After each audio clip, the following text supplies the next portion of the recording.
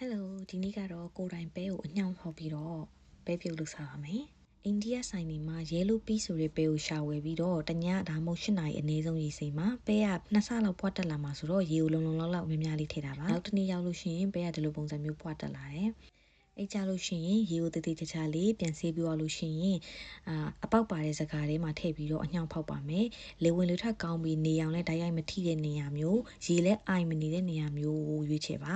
ါပြီးသွားရင်တော့ဒါကတော့မိဖို့ကြောင့်တုံးတ िश ူးအမာကိုရေဆွတ်ပြီးတော့အပေါ်ကနေအုပ်တယ်ပေါ့နော်ကို့မှာအဝတ်ပပလေးရှိရင်လည်းအုပ်လို့ရပါတယ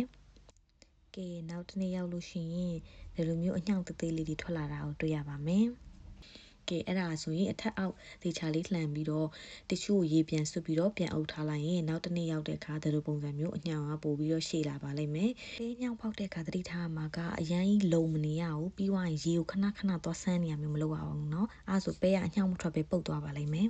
ချိန်အားဖြင့်အနည်းဆုံး1ရက်ခွဲကြပါတယ်ထပ်ပြီးတော့ဒီတက်ရှည်ချင်သေးတယ်ဆိုရင်တော့နောက်1ရက်ထပ်သွားရင်လည်းသွားပေါ့ဒါကတော့ဒီနေရာမှာရက်ပြီးတော့စပြီးတော့ပဲကိုပြုတ်တော့မယ်ရေတည်ချာလေးပြန်ဆေးပါမယ်အနံ့အသက်ပြအောင်လို့ပြီးတော့လို့ရှိရင်တော့စားထည့်မယ်စားကိုသုံးနဲ့ပဲပမာဏပေါ်မူတည်ပြီးတော့စားကိုထည့်ပါအဲ့ဒါပြီးတော့လို့ရှိရင်တော့ထညက်ခဲထည့်မယ်ပေါ့နော်ထညက်ခဲ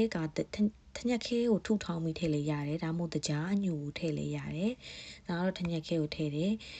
ပြီးအရေးပြောအောင်ပါပဲဆိုတော့လေမထုတော့ဘူးပြီးသွားလို့ရှိရင်ဘေကင်းပေါင်ဒါထည့်ပါမယ်ဘေကင်းပေါင်ဒါကဇာမာကအထုပ်လက်ကျန်နဲ့နည်းလေးရှိနေလို့အဲ့ဒါကိုအရင်ထည့်လိုက်တယ်ပြီးတော့နောက်တစ်ထုပ်ကိုဖောက်ပြီးတော့နည်းနည်းထပ်ထည့်တယ်ပေါ့နော်စုစုပေါင်း3 gram လောက်တော့ရှိပါတယ်တေချာလေးနှံ့အောင်နေပြီးတော့လို့ရှိရင်စီထည့်မယ်စီကိုနည်းနည်းလေးပဲထည့်မယ်ပေါ့နော်ခုနကခွက်တစ်ခွက်လုံးမထည့်လိုက်ဘူးစီထည့်မယ်ပြီးတော့ရေကိုအဲ့ခွက်လေးနဲ့တစ်ခွက်တစ်ဝက်လောက်ပဲထည့်မယ်နေလိုက်တဲ့အခါကျလို့ရှိရင်ဒီလိုပုံစံမျိုးရေကအဲ့လောက်ပဲရှိရမယ်ပေါ့နော်ပဲပြုတ်တဲ့အခါကျရင်ပဲကအမြဲ2ဆင့်လောက်ရတယ်ပေါ့နော်တစ်ခါပြုတ်တယ်ပြီးတော့လို့ရှိရင်ပြန်ပေါင်းတယ်အဲ့ဒါမှအီလေးဆိုင်ရစားတယ်လို့မျိုးရတာပေါ့နော်ပြုတ်လိုက်တာနဲ့ချက်ချင်းအီလေးမဖြစ်ဘူးပေါ့နော်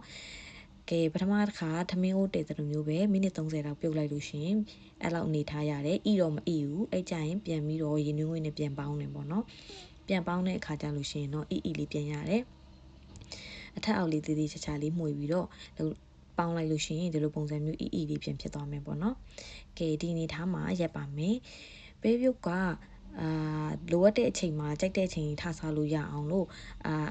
့ခဲထားလို့ရပါတယ်အဲ့ဒါလေးတွေကိုဇစ်ပတ်အိတ်နဲ့ထည့်ပြီးတော့ခဲထားပါမယ်ကဲအေးသွားတော့မှခဲပါမယ်နော်ကဲလောလောဆယ်မှာဒါကတော့ပဲပလာတာရင်စားမယ်ဒါမှစီချက်သွန်နီစီချက်ချက်ထားတာရှိပြီးသားဖြစ်တဲ့အတွက်ကြောင့်မို့လို့ပဲကိုအရင်ဆုံးပြင်းနေအောင်လို့တေချာလေးဖိပြီးသွားလို့ရှိရင်စီချက်ထည့်ပြီးတော့နည်းနည်းလေးကြော်ပါမယ်စနွင်းလေးနဲ့နည်းနည်းထည့်ထားတယ်ပေါ့နော်ကဲပြီးတော့လို့ရှိရင်တော့ပလာတာလောက်စားမယ်ပလာတာကတော့ပြပမှာနေတဲ့သူတွေကတော့သိတဲ့အတိုင်းပလာတာအလွယ်တကူဝယ်လို့ရတယ်ကြိုက်တဲ့ချိန်ကြိုက်တဲ့နေရာမှာဝယ်လို့ရနေရဆိုတော့လေအရန်လွယ်တယ်ပေါ့နော်ပဲပလာတာလုပ်လို့ရှိရင်ခုနကပဲအနှစ်တွေကိုအလယ်မှာထည့်မယ်ပလာတာမကြက်ခင်ပျော့နေတဲ့အချိန်ပေါ့နော်ပလာတာအရွက်ကပျော့နေတဲ့အချိန်မှာပဲအဲ့ဒီအချိန်မှာအုပ်ပါမယ်ကြက်သွားလို့မာသွားလို့ရှိရင် तू ကအုပ်လို့မကောင်းတော့ဘူးပေါ့နော်အားကြောင့်ပျော့နေတဲ့အချိန်မှာအုပ်မယ်တတိချာချာလေးကင်မှာပေါ့နော်ဘာဖြစ်လို့လဲဆိုတော့ပလာတာရဲ့အလွှာလေးတွေကအရန်ပြေးလွယ်တယ်ပေါ့နော်အားကြောင့်မို့ပြေးထွက်သွားမှာဆိုလို့ဒီဟာလေးကိုတေချာလေးကင်ပြီးတော့အုပ်ပါမယ်ကဲအဲ့လိုအုပ်ပြီးသွားတဲ့အချိန်မှာမီအေးနဲ့အထက်အောက်ကိုလှန်ပြီးတော့တေချာလေးကြော်ပါမယ်ကဲဒီလိုပုံစံမျိုးလေးလုပ်တဲ့ကျမရဲ့ပဲပလာတာပါကဲထက်အောက်ကိုလှန်ပါမယ်တေချာလေးလှန်ပါမဝင်ကွဲထွက်သွားပါဆိုလို့ပါထူထူလေးရတယ်ပေါ့နော်ကိုပါတာကိုလှုပ်စားတော့အများကြီးရတယ်ကဲ၄တောင်ဆက်လေးဖြစ်အောင်တေချာလေးပုံဖော်လိုက်မယ်ပြပမှာနေတဲ့အခါကျတော့လေတခုစားခြင်းအစအဆုံးကိုယ်တိုင်လုပ်ရတယ်ပေါ့နော်ပြုတ်လေးတွေကိုအဲ့လိုမျိုးပြုတ်ထားပြီးတော့ခဲကန်းထဲမှာတင်ထားရင်ကြိုက်တဲ့ချိန်နှိုက်စားလို့ရတယ်ကဲဒီလိုပုံစံမျိုးလေးနဲ့လုပ်တဲ့ပဲပလာတာရပါပြီ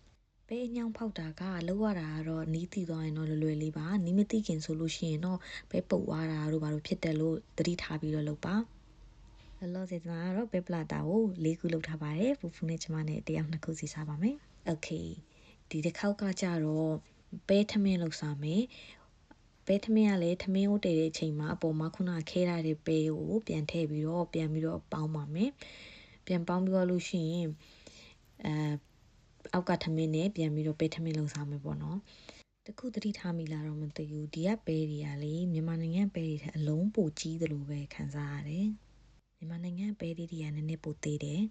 ထမင်းအိုးနဲ့ပဲနဲ့ကိုတည်နေတဲ့အချိန်မှာမြန်မာပြည်ကပပနဲ့မမပေးလိုက်တဲ့စိတ်ထူးမွားကင်တွေကိုစီစမ်းပါမယ်တမိုးရှိရပေါ့နော်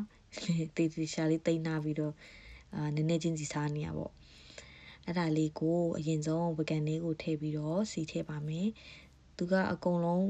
လှုပ်ထားပြီးသားဖြစ်တဲ့ဘာမှထထည့်ကြမလို့တော့ဘူးပေါ့နော်ချစ်သွန်စိမ့်လေးနဲ့တုပ်စားလို့ရှိရင်လည်းကောင်းနေပေါ့နော်ဒါပေမဲ့အခုလောလောဆယ်အဲ့တော့စီလေးနဲ့ပဲဆမ်းပြီးတော့စားပါမယ်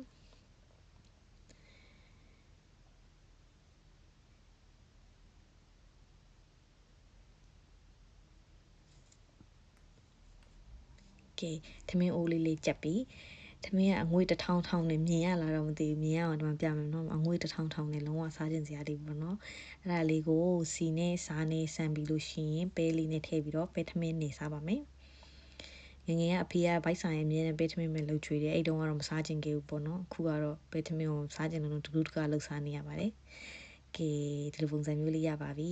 ဆုံးတိကြည့်ရှုပေးတာကျေးဇူးတင်ပါတယ်တတ